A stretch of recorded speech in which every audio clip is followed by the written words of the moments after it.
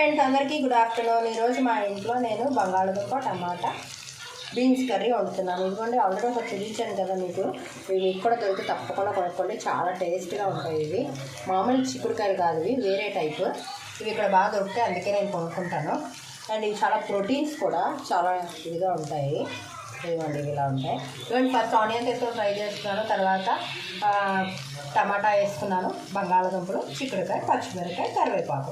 ఇప్పుడు ఇది మగ్గుతుంది. మగ్గాక ఒక గ్లాస్ వాటర్ వేసుకొని మనం ఒక 10 నిమిషాలు పెట్టుకుంటే సూపర్ చిక్కుడుకాయ spring beans and potato curry ready అవుతుంది.